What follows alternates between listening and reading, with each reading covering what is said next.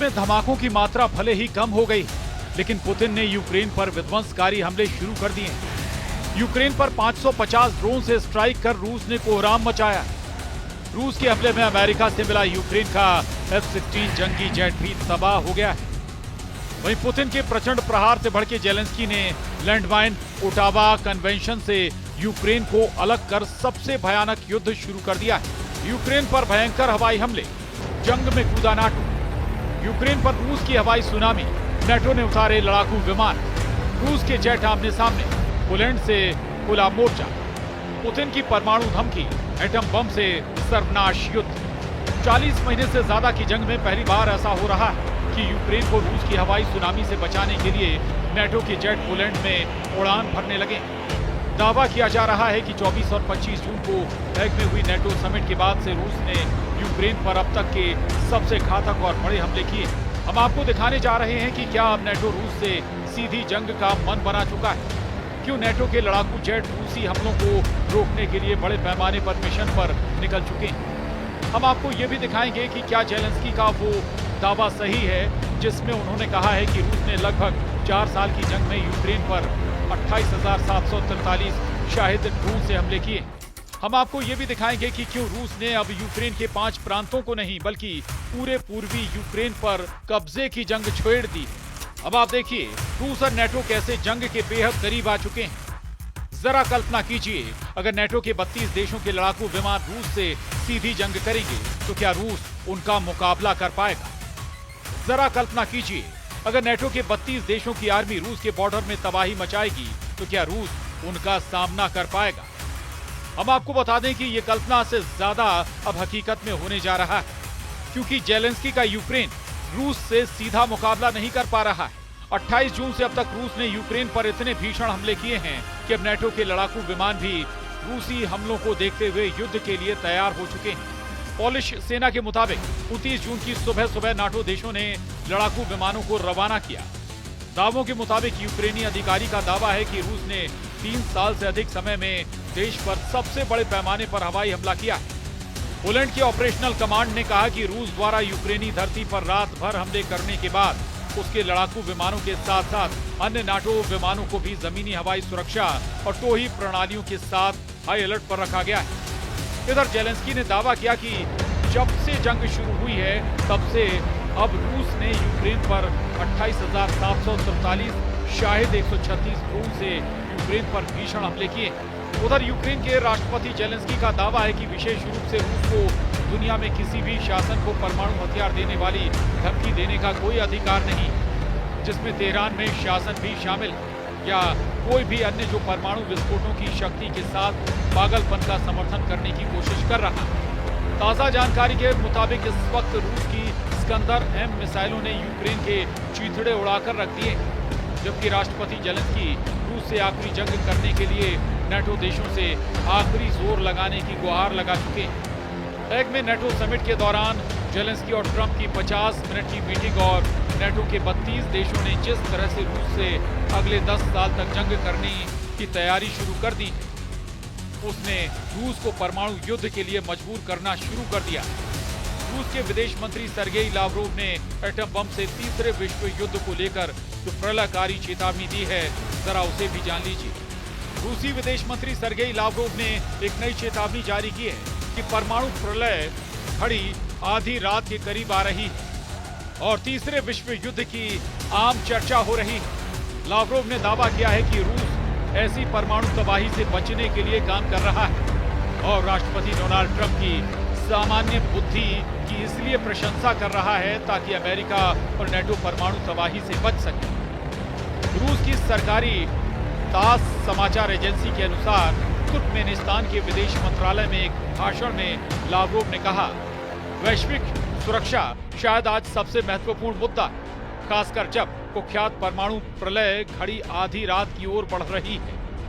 ऐसी स्थिति को रोकना आवश्यक है और हम तबाही को रोकने के प्रयासों में सक्रिय रूप से लगे हुए हैं। यानी विदेश मंत्री सर्गेई लावरोव ने रूस के दुश्मनों को स्पष्ट संदेश दे दिया है कि अगर रूस को घेरने और दबाने की कोशिश करोगे तो आधी रात में टिक टिक करने वाली परमाणु घड़ी दुनिया में विनाश ला सकती है। उधर रूस के राष्ट्रपति पुतिन का कहना है कि आज के यूक्रेन के क्षेत्र में हम जिन्हें नव नाजी कहते हैं, उनकी ओर से ये एक बड़ी गलती होगी। शायद ये उनकी आखिरी गलती होगी, क्योंकि हमारे परमाणु सिद्धांत का अभ्यास होता रहता है। हम हमेशा उन सभी खतरों का जवाब देते हैं जो हमारे सामने आते हैं। हमारी प्रतिक्रिया बहुत कठोर होगी। सबसे अधिक संभावना है नवनाजी शासन और दुर्भाग्य से यूक्रेन के लिए विनाशकारी होगी। मुझे उम्मीद है कि ये कभी ऐसा नहीं होगा। यूक्रेन पूरी तरह से फिरता जा रहा है। हालात ये हो गए हैं कि रूस ने पिछले 100 घंटों में यूक्रेन के पूर्वी इलाके के चींथड़े उड़ाकर रख दिए। कोहराम मचाती रूसी सेना यूक्रेन को संभलने का मौका ही नहीं दे रही। यूक्रेनी अधिकारियों के मुताबिक रूस ने रात भर में यूक्रेन पर 477 ड्रोन और नकली हथियार, साथ ही अलग अलग तरह की 60 मिसाइलें दागी।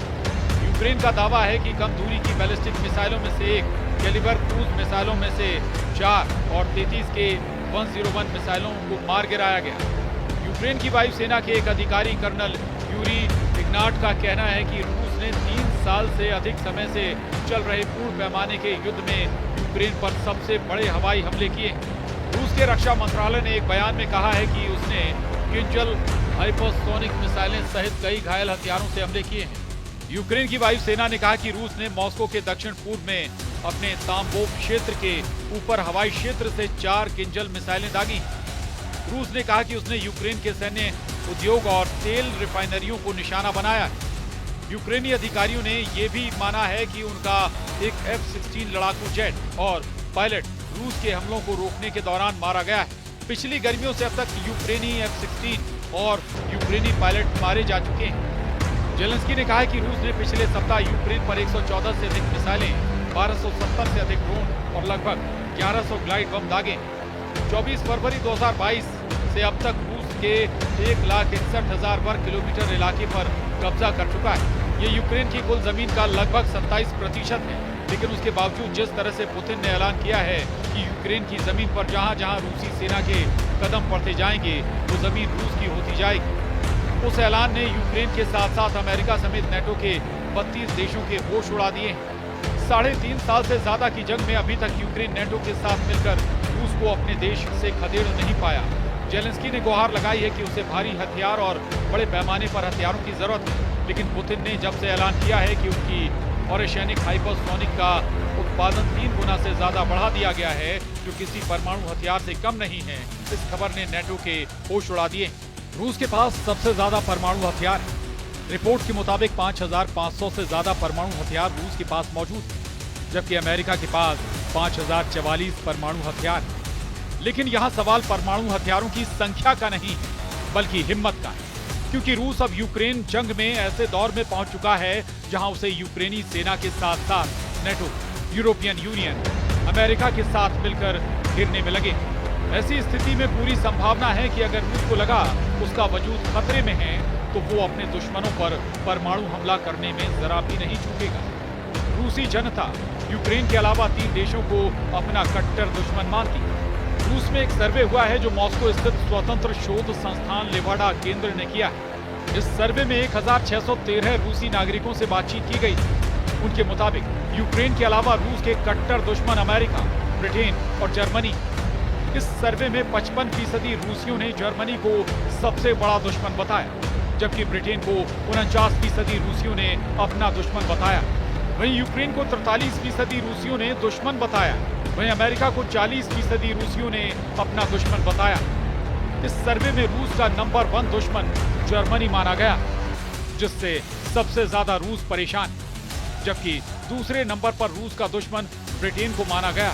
तीसरे नंबर पर यूक्रेन को दुश्मन माना गया, जिससे जंग चल रही है, जबकि यूक्रेन का जंग में शुरू से साथ देने वाले अमेरिका को दुश्मन नंबर 4 माना गया।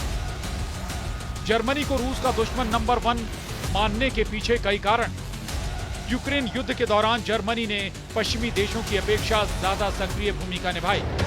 उसने न सिर्फ यूक्रेन को उन्नत हथियार और सैन्य प्रशिक्षण मुहैया कराया, बल्कि रूस के खिलाफ आर्थिक प्रतिबंधों में भी सबसे अग्रिम भूमिका निभाई। जर्मनी ने अपने पारंपरिक शांति नीति के दायरे से बाहर जाकर यूक्रेन को टैंक, एयर डिफेंस सिस्टम और आर्टिलरी सिस्टम तक पहुंचाई। यही नहीं, नॉर्थ स्ट्रीम गैस पाइपलाइन में विस्फोट के बाद भी जर्मनी ने जिस तरह का स्टैंड अपनाया उसे रूसियों ने विश्वासघात के रूप में लिया। इसलिए रूस की नजर में इस वक्त रूस का दुश्मन नंबर 1 जर्मनी। अब देखना होगा अगर नेटो रूस से सीधी जंग में उतरता है तो रूस नेटो का मुकाबला कैसे करता। Bureau report, news 18।